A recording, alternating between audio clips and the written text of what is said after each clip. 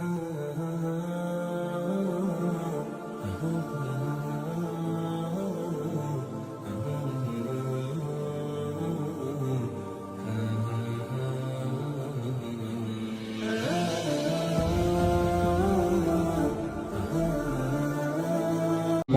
الله وبركاته.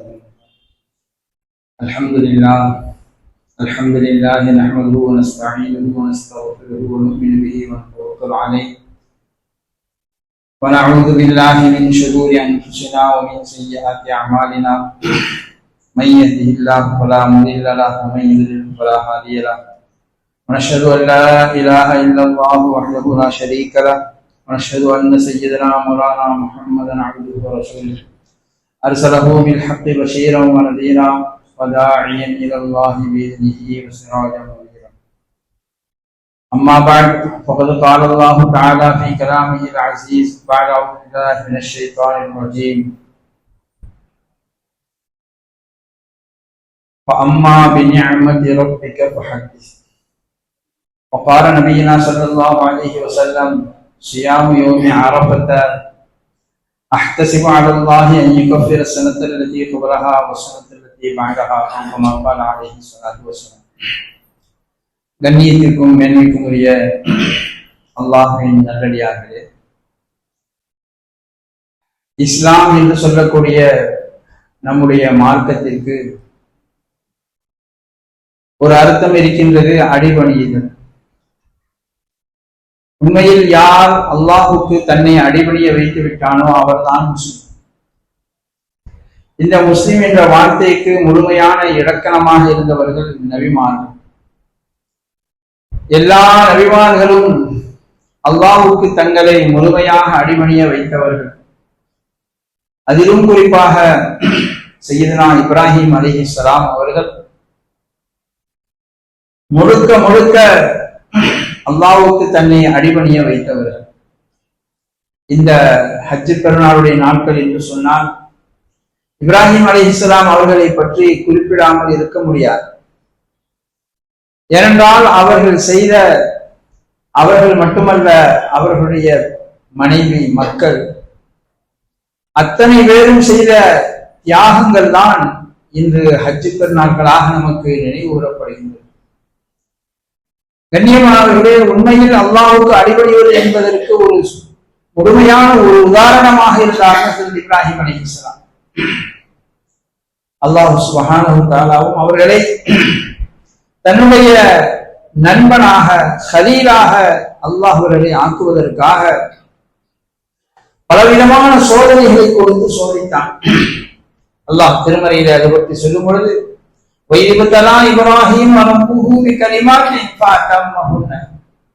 இப்ராஹிம் அலைஹிஸ்ஸலாம் அவர்களை அவர்களுடைய ரப்பு மிக பலவிதமான சோதனைகளை கொண்டு சோதித்தான்.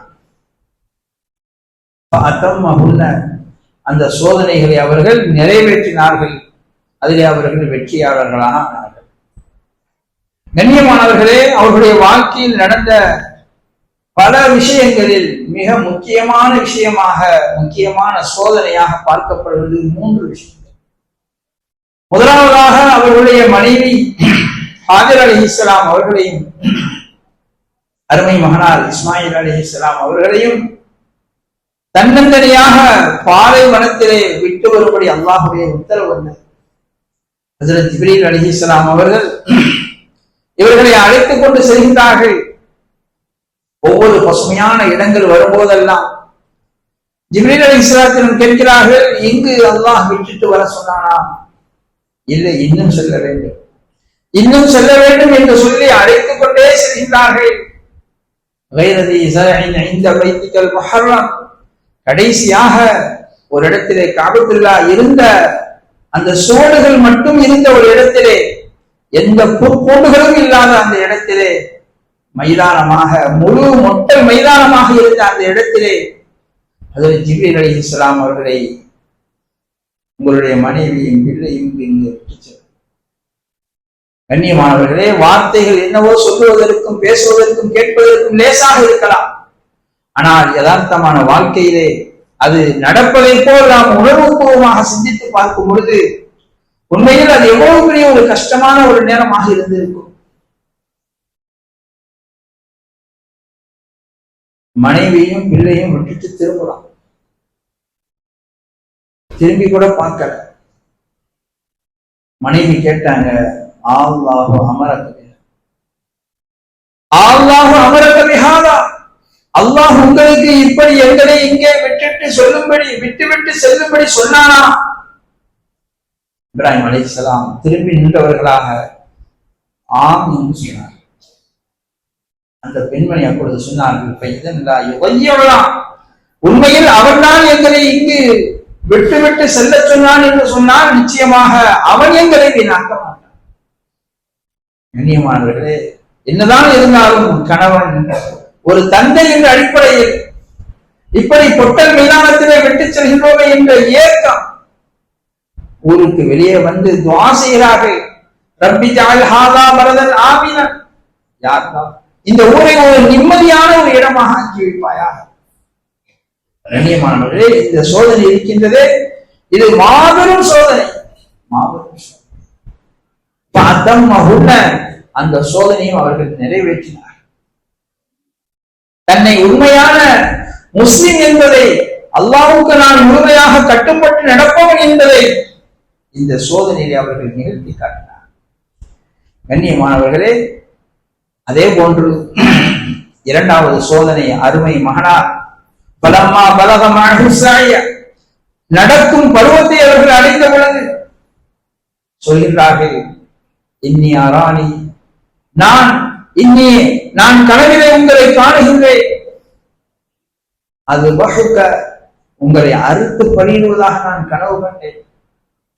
கண்ணியமானவர்களே, நீண்ட நாட்களுக்கு பிறகு பிறந்த குழந்தை இஸ்மாயில் அலைஹிஸ்ஸலாம், அவர்களை அறுக்கும்படி அல்லாஹ்வுடைய உத்தரவு, அல்லாஹ் சோதித்தான். கண்ணியமானவர்களே, அவர்களுடைய உள்ளத்திலே இருந்த அந்த பிரியத்தை முதலில் எடுப்பதற்காக தூரமான இடத்திலே விட்டு வர சொன்னான்.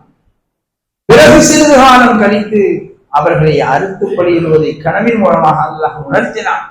தொடர்ந்து 3 நாட்கள் கனவு வருகின்றது. மகனிடம் ஆலோசனை கேட்கின்றார்கள், நீங்கள் என்ன நினைக்கின்றீர்கள்? அருமை மகனா சொன்னார்கள், உங்களுக்கு ஏகப்பட்டதை நீங்கள் செய்யுங்கள், சத்தஜிதுனி இன்ஷா அல்லாஹு மினஸ் ஸாபிரீன், என்னை பொறுமையாளர்களை நிச்சயமாக நீங்கள் காணுவீர்கள். கண்ணியமானவர்களே, அதிலும் அவர்கள் ஜெயித்தார்கள். மகனை அறுப்பதற்கு தயாராக ஆனார்கள். அல்லாஹ்வுடைய நாட்டம் அவர்கள் உண்மையில் அறுக்க வேண்டும் என்பது, அறுக்கப்பட வேண்டும் என்பது கிடையாது, மாறாக சோதனைகளுக்கு அவர்கள் எப்படி தயாராக ஆகின்றார்கள். கண்ணியமானவர்களே, அதிலும் அவர்கள் ஜெயித்தார்கள். எப்பொழுது அறுத்து பலியிட தயாராகிறார்களோ அல்லாஹ் தஆலா அதற்கு பகரமாக சொர்க்கத்திலிருந்து ஒரு ஆட்டை இறக்கி வைத்து, இனி கியாமத் நாள் வரை வரக்கூடிய மனிதர்கள் அந்த சுன்னத்துகளை நிறைவேற்றுகின்ற விதத்திலே மிக பெரும் ஒரு தியாகத்தை அல்லாஹ் செய்ய வைத்தான். அதிலும் அவர்கள் சாதனை படைத்தார். மூன்றாவது சோதனை, ஆக பெரிய சோதனை, எப்பொழுது ஏகத்துவத்தின் பக்கம் அந்த மக்களை அழைத்தார்களோ, அந்த மக்கள் அவர்களுக்கு எந்த அளவு தொந்தரவு கொடுக்க முடியுமோ கொடுத்துக் கொண்டிருந்தார்கள். கடைசியாக மிக உச்சத்திற்கு சென்று பெரிய நெருப்பை மூட்டி அவர்களை அதில் உள்ளே போடுவதில்ல நம்மளுடைய அந்த கட்டளைக்கு மக்கள் எல்லாம் தயாராக ஆகி தங்களால் முடிந்த தியாகங்களை எல்லாம் செய்து பெரிய தீக்குண்டத்தை உருவாக்கி அதிலே அவர்கள் போட தயாரானார். சையதுனா இப்ராஹிம் அலைஹிஸ்ஸலாம் அவர்கள் அந்த நேரத்திலும் தான் கொண்ட கொள்கையிலே உறுதியாக இருந்தார்கள். எந்த அல்லாஹ் என்னை இதை செய்யும்படி ஏவினானோ அந்த அல்லாஹ் எனக்கு உதவி செய்வான். யாருடைய உத்தரவின் கீழ் நான் இவ்வளவு காலம் அழைப்பு பணி செய்து கொண்டிருந்தேனோ, இந்த அல்லாஹின் பக்கம், அல்லாஹுடைய ஏகத்துவத்தின் பக்கம் இந்த மக்களை நான் அழைத்துக் கொண்டிருந்தேனோ அந்த அல்லாஹ் எனக்கு உதவி செய்வான் என்பதில் அவர்கள் உறுதியாக இருந்தார்கள். கடைசி நேரம் வரைக்கும் நெருப்புல தூக்கி போடுறதுக்கு கடைசி நேரத்துல ஜிப்ரீல் அலைஹிஸ்ஸலாம் அவர்கள் வந்து உதவி கேட்டு வந்தார்கள், உதவி செய்வதற்கு முன் வந்தார்கள். இப்ராஹிம் அலைஹிஸ்ஸலாம், அல்லாஹ் எனக்கு உதவி செய்வான், ஹஸ்பி அல்லாஹு வ நிஅமல் வக்கீல், எனக்கு அல்லாஹ் போதுமானவன். கண்ணியமானவர்களே, சங்கமிக்க உலமாக்கள் சொல்வார்கள், இப்ராஹிம் அலைஹிஸ்ஸலாம் அவர்களுடைய இந்த வாழ்க்கையில் நடந்த இந்த 3 சோதனைகளை யோசித்து பார்த்தார்.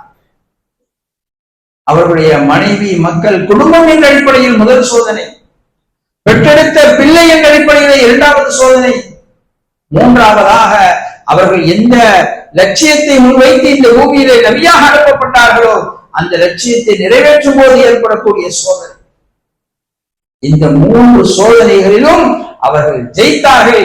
அல்லாஹ் தஆலா அவர்களை முழு மனித சமுதாயமும் ஏற்றுக்கொள்ளக்கூடிய அளவுக்கு இன்ன இப்ராஹீம கான உம்மத்தன், அவர்கள் ஒரு சமுதாயமாக இருந்தார்கள், ஒரு சமுதாயத்திற்கு வழிகாட்டியாக இருந்தார்கள். அல்லாஹ் தஆலா அப்படிப்பட்ட ஒரு உயர்ந்த அந்தஸ்தை அல்லாஹ் அவர்களுக்கு. கண்ணியமானவர்களே, அதே போன்று இப்ராஹிம் அலைஹிஸ்ஸலாம் செய்த துஆக்கள், அல்லாஹ் திருமறையிலே அவர்கள் செய்த துஆக்கள், எவ்வளவு துஆக்கள் செய்திருக்கிறார்கள். தனக்காக துஆ செய்தார்கள். ரப்பி ஹப்லி மினஸ் ஸாலிஹீன், யா அல்லாஹ் எனக்கு சாலிஹான குழந்தைகளை கொடுப்பாயாக. ரப்பி ஹப்லி ஹுக்மன், யா அல்லாஹ் எனக்கு ஆட்சி அதிகாரத்தை கொடுப்பாயாக. தன்னுடைய குழந்தைகளுக்காக, பிள்ளைகளுக்காக துஆ செய்தார்கள். ரப்பி ஜஅல்னி முகீமஸ் ஸலாத்தி வ மின் ذُرِّيَّتِي, யா அல்லாஹ் என்னையும் என்னுடைய குழந்தைகளையும் என்னுடைய சந்ததிகளையும் தொழுகையை நிலைநாட்டக்கூடியவர்களாக ஆக்கி வைப்பாயாக. அதே மாதிரி மனைவி மக்களுக்கு துஆ செஞ்சாங்க, தன்னுடைய உம்மத்துக்காக துஆ செஞ்சாங்க, தான் இருக்கக்கூடிய அந்த ஊருக்கு மக்காவுக்காக துஆ செய்தார்கள். கண்ணியமானவர்களே, அவர்கள் செய்த இந்த துஆக்களுடைய எல்லாவற்றையும் யோசித்து பார்த்தார். உண்மையில் இப்ராஹிம் அலைஹிஸ்ஸலாம் அவர்கள் ஒரு பின்பற்றப்படத்தக்க ஒரு தலைவராக இருந்தார். கண்ணியமானவர்களே, அவர்களுடைய அந்த சுன்னத்துகளை நிலைநாட்டக்கூடிய இந்த புனிதமான தருணத்திலே நாம் இருக்கின்றோம். நாம் நம்முடைய வாழ்க்கையிலே நபி ஸல்லல்லாஹு அலைஹி வஸல்லம் அவர்கள் எதையெல்லாம் நமக்கு அவர்களுடைய வாழ்க்கையிலே நமக்கு சுன்னத்தாக எடுத்துச் சொன்னார்களோ அந்த சுன்னத்துகளை அதே தியாக உணர்வோடு நாம் செய்யும் பொழுது, அவர்கள் எந்த ஒரு ஈடுபாட்டோடு செய்தார்களோ அந்த ஈடுபாட்டோடு நாம் செய்யும் பொழுது அல்லாஹ் தஆலா அவர்கள் மூலமாக நாம் பெற்ற இந்த சுன்னத்துகளுடைய நன்மையை நிச்சயமாக அல்லாஹ் நமக்கு பரிபூர்ணமாக கொடுப்பார். கண்ணியமானவர்களே, அல்லாஹ் சோதித்தான், சோதனையில் வெற்றி கண்டார்கள். அல்லாஹ் தஆலா அதனுடைய பரிசாக, அதனுடைய பிரதிபலனாக பெருமானார் ஸல்லல்லாஹு அலைஹி வஸல்லம் அவர்களுக்கு பல சுன்னத்துகளை கொடுத்தார். குறிப்பாக ஹஜ்ஜுடைய அமல்கள். இன்று கஅபத்துல்லா அது இந்த பூமியில் நடைபெறுவதற்கு அல்லாஹ் காரணமாக ஆக்கி வைத்திருக்கின்றான். அதனுடைய அஸ்திவாரமாக, அதனுடைய 2வது அஸ்திவாரத்தை ஏற்படுத்தியவர்கள் ஹஜ்ரத் இப்ராஹிம் அலைஹிஸ்ஸலாம். அது இன்றும் இருக்கின்றது. இனி கியாமத் நாள் வரை அது இருந்து கொண்டே இருக்கும். அவர்களுடைய அந்த தியாகத்தினுடைய வெளிப்பாடு. அருமை மகனார் இஸ்மாயில் அலைஹிஸ்ஸலாம் அவர்களை அறுத்து பலியிட தயாரானார்கள். அவர்களுடைய அந்த வழக்கத்தினால் ஜம்சம் என்ற அந்த வற்றாத ஊற்றை அல்லாஹ் தஆலா கியாமத் நாள் வரை நிலைத்திருக்க வைத்து விட்டார். அருமை மனைவி தன்னுடைய குழந்தையுடைய பசியை ஆற்றுவதற்காக அந்த பாலைவனத்திலே ஓடி அந்த ஓட்டத்தை சஃபா மர்வாவுக்கு இடையே இது கியாமத் வரை ஓடக்கூடிய ஒரு பாதையாக அல்லாஹ் ஆக்கி வைத்து விட்டார். கண்ணியமானவர்களே, ஒரு குடும்பம் எப்பொழுது அல்லாஹ்வுடைய கட்டளை நிறைவேற்றுவதற்கு தயாராக ஆகிவிடுமோ அல்லாஹ் தஆலா அதற்குரிய கூலியை கொடுப்பான். எப்படி கொடுப்பான்? இந்த கியாமத் வரைக்கும் அதனை மக்கள் செய்யக்கூடியதாக அதை ஆக்கிவிட்டான். கண்ணியமானவர்களே, இனி நாம் நம்முடைய வாழ்க்கையை நாம் யோசிக்க வேண்டும். என்னுடைய வாழ்க்கையிலே நம்முடைய மனோ இச்சை சில விஷயங்களை சொல்கின்றது, மார்க்கம் ஒரு விஷயத்தை சொல்கின்றது. இப்ராஹிம் அலைஹிஸ்ஸலாம் அவர்கள் தன்னுடைய மனோ இச்சையை அவர்கள் முற்படுத்தி இருந்தார். அல்லாஹ் தஆலா அருமை மகனையும் மனைவியையும் கொண்டு போய் விடச் சொன்னானே, அந்த நேரத்திலே தன்னுடைய மனோ இச்சையின் பக்கம் சற்று கவனம் செலுத்தி இருந்தார். இந்த நினைவு சின்னங்கள் நமக்கு கிடைத்திருக்கிறார். அதே போன்றுதான் இன்று நாம் நல்ல அமல்கள் செய்ய ஆசைப்படுகின்றோம்.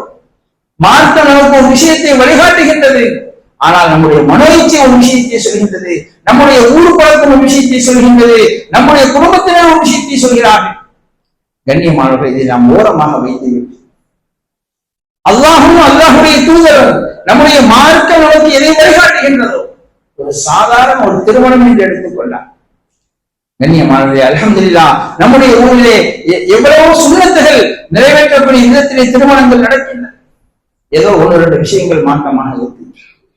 கண்ணியமானவர்களே, அந்த சுன்னத்துகளை இது சுன்னத்தின் அடிப்படை நாம் செய்யும் பொழுது நம்முடைய மனசு, நம்முடைய குடும்பம், நம்முடைய ஊர் பழக்கம் என்ற அடிப்படையிலே நாம் செய்யக்கூடிய அந்த நிகழ்ச்சிகளை ஒதுக்கி வைத்து மார்க்கம் சார்ந்த முறையில், மார்க்கம் சொல்லிய முறையில் நாம் செய்யும் பொழுது ஹஜ்ரத் இப்ராஹிம் அலைஹிஸ்ஸலாம் எப்படி அந்த தியாகத்திற்கு தயாரானார்களோ அல்லாஹ் அவர்களுக்கு பரிசாக இந்த நினைவு சின்னங்களை ஆக்கி வைத்தார். கண்ணியமானவர்களே, சஃபா மருவாவுக்கு மத்தியில ஓடக்கூடிய அந்த ஓட்டம் இருக்குது. பிற்காலத்துல 2 பேரு காபத்துல்லாவுல விபச்சாரம் செஞ்சிடறாங்க. அந்த 2 பேரையும் அல்லாஹ் தஆலா கல்லாக மாற்றியலாம். அந்த 2 பேருடைய அந்த கல்ல பிற்காலத்துல சஃபா மலையில ஒரு கல்லையும் மருவா மலையிலையும் ஒரு கல்லையும் வச்சிடலாம். இன்னும் கொஞ்சம் காலம் போகும். பின்னாடி வந்த மக்கள் அந்த கல்லையும் தொட்டு வணங்க ஆரம்பிச்சிடலாம். நபி ஸல்லல்லாஹு அலைஹி வஸல்லம் நபியாக அனுப்பப்பட்ட நேரத்துல சஹாபாக்கள் சஃபா மருவாவுக்கு இடையே சை செய்யும் பொழுது அவர்களுக்கு அந்த பழைய நினைவு வருகின்றது. இந்த இடத்துல 2 சிலை இருந்துச்சு, இசாஃபு நாயிலா. நாமும் ஒரு காலத்துல அறியாமை காலத்துல அதை தொட்டு தொட்டு முத்தம் கொண்டிருந்தோம். இப்பொழுது நாம் அந்த இடத்துக்கு எப்படி செல்வது என்பதாக மனதிலே ஒரு ஊசாட்டம் வந்தது. அல்லாஹு தஆலா ஆயத்தை இறக்கி வைத்தான். இன்ன ஸஃபா வல் மர்வத மின் ஷஆயிரில்லாஹ். ஹஜ்ரத் ஹாஜர் அலைஹிஸ்ஸலாம் அவர்களுடைய அந்த தொங்கோட்டம், தன்னுடைய மகனுடைய தாகத்தை தீர்ப்பதற்காக தண்ணீர் தேடி ஓடிய அந்த ஒரு செயல் இப்ராஹிம் அலைஹிஸ்ஸலாம் அவருடைய அந்த தியாகத்தின் காரணமாக, அவருடைய அந்த மனைவியுடைய தியாகத்தின் காரணமாக, அருமை மகனுடைய அந்த தியாகத்தின் காரணமாக அல்லாஹ் அதனை கபூல் செய்துவிட்டு பிற்காலத்திலும் அந்த தியாகம் நடக்க வேண்டும் என்பதற்காக அல்லாஹு தஆலா சஹாபாக்களுடைய உள்ளத்திலே சந்தேகம் வரும்பொழுது அல்லாஹ் சொன்ன வார்த்தையை பாருங்கள். இன்ன ஸஃபா வல் மர்வத மின் ஷஆயிரில்லாஹ். இந்த ஸஃபாவும் மர்வாவும் அல்லாஹ்வுடைய அடையாள சின்னங்களில் உள்ளது. அந்த அடையாள சின்னத்தை நினைவுபடுத்துகின்ற விதத்தில்தான் நீங்கள் சரி செய்தீர்களே ஒழிய அந்த இசாஃப் நாயிலா அந்த சிலைகளுக்காக அல்ல. கண்ணியமானவர்களே, எப்பொழுது ஒரு மனிதர் தீனுக்காக, தீன் சொல்லக்கூடிய விஷயங்களுக்காக தன்னை அர்ப்பணிப்பாரோ, தன்னுடைய மனோ இச்சைகளை மாற்றம் செய்வாரோ அல்லாஹ் தஆலா அவருடைய அந்த அமல்களை கபூல் செய்வார். அதனை அடையாள சின்னமாக ஆக்கி விடுகின்றான். கண்ணியமானவர்களே, இன்று நாம் இபாதத்துகளிலே மாஷா அல்லாஹ் திளைத்திருக்கிறோம், திக்ர் தஸ்பீஹாத்துகள் செய்கின்றோம். ஆனால் நம்முடைய கஸ்புல் மஆஷ் என்று சொல்லக்கூடிய பொருளாதாரத்தை தேடுவதிலே, ஹலால் ஹராமை பேணுவதிலே கண்ணியமானவர்களே அல்லாஹ் நம்ம ஊரை பாதுகாப்பானாக, முழு முஸ்லிம்களை அல்லாஹ் பாதுகாப்பானாக. ஹலால் ஹராமை பேணுவதிலே நாம் எந்த அளவுக்கு நம்முடைய மனோ இச்சைக்கு நாம் மாற்றம் செய்ய முடியும். நம்முடைய மனம் ஒன்று சொல்கின்றது, நம்முடைய நண்பர்கள் ஒன்று சொல்கின்றார்கள், நம்முடைய வியாபார முறை ஒன்று சொல்கின்றது. ஆனால் ஷரியத் அதை தடுக்கிறது என்று சொன்னால் நிச்சயமாக அதிலே பரக்கத் இருக்கிறது, அதிலே நிறைந்திருக்கும் தன்மை இருக்கின்றது. அல்லாஹ் அதை கொண்டு நல்ல விஷயங்களை இந்த உலகத்திலே உருவாக்குவார். கண்ணியமானவர்களே, இப்ராஹிம் அலைஹிஸ்ஸலாம் அவர்களுடைய இந்த வாழ்க்கையின் படிப்பினைகள் ஏராளமாக இருக்கின்றது. அல்லாஹ் அமல் செய்ய தௌஃபீக் செய்வானாக. அதில் ஒன்றுதான் இந்த அரஃபாவுடைய நாளிலே நோன்பு நோற்பது. நபி ஸல்லல்லாஹு அலைஹி வஸல்லம் சொன்னார்கள், சியாம் யோமி அரஃபத், வரக்கூடிய புதன்கிழமை பிற 9 அன்று நோன்பு பிடிப்பது சுன்னத்தாக இருக்கு. நபி ஸல்லல்லாஹு அலைஹி வஸல்லம் அவர்கள் அதனுடைய சிறப்பை பற்றி சொன்னார்கள், சியாம் யோமி அரஃபத், அரஃபாவுடைய அந்த ஒரு நாள் நோன்பு நோற்பது. அஹ்தஸிபு அலல்லாஹி, நான் அல்லாஹ்விடத்திலே ஆதரவு வைக்கின்றேன், அய்யுகஃபிர ஸனத்தல்லதி கபலஹா வஸ்ஸனத்தல்லதி பஅதஹா, கழிந்து விட்ட ஒரு வருடத்திலே பாவத்தையும் இனி வர இருக்கக்கூடிய ஒரு வருடத்திலே பாவத்தையும் அல்லாஹ் தஆலா அதை கொண்டு மன்னிப்பான் என்பதாக நான் ஆதரவு வைக்கிறேன் என்று சொன்னார். கண்ணியமானவர்களே, இஹ்லாஸான முறையில, சரியான முறையில சுன்னத்துகளை பேணி நாம் நோன்புகள் நோக்கும் பொழுது அல்லாஹ் தஆலா நபி ஸல்லல்லாஹு அலைஹி வஸல்லம் ஆதரவு வைத்த அந்த மிகப்பெரிய நன்மையை அல்லாஹ் நமக்கு வழங்குவார். எனவே அதற்கு பிறகு உதுஹியாவுடைய சுன்னத்துகள் இருக்கின்றது. அந்த சுன்னத்துகள் வளமையாக சொல்லக்கூடிய விஷயங்கள், அதிலே மிக மிக முக்கியமான விஷயம் என்று சொன்னால் அந்த பிராணியுடைய வயதை கவனித்துவார். நேற்று கூட சொன்னாங்க, என்ன உதுஹியா ஆடு வாங்குறதுக்கு பதிலாக கடையில காசை கொடுத்து 10 கிலோ ஆடு இருக்குன்னு சொன்னா 10 கிலோ இறைச்சியா வாங்கி அதை போய் கொடுத்துடலாமா? கண்ணியமானவர்களே, இப்படியெல்லாம் யோசனை வருகிறது என்று நினைத்து பார்க்கும் பொழுது ஆச்சரியமாக இருக்கின்றது. முழு ஒரு ஆட்டை வாங்கி அறுத்து அதனுடைய அந்த உணர்வு நம்முடைய உள்ளத்திலே வர வேண்டும். ஹஜ்ரத் இப்ராஹிம் அலைஹிஸ்ஸலாம் எப்படி அவருடைய அருமை மகனை அறுப்பதற்கு தயாராக ஆனார்களோ, அதே போன்று நான் என்னுடைய மனோ இச்சைகளை, அல்லாஹ்வுக்கு மாற்றமான விஷயங்களை நான் அறுக்கின்றேன் என்ற எண்ணத்திலே நாம் அந்த சுன்னத்தை நிறைவேற்ற வேண்டுமே தவிர இப்படி கை வாங்கி கொடுப்பது என்னுடைய நோக்கம் கிடையாது.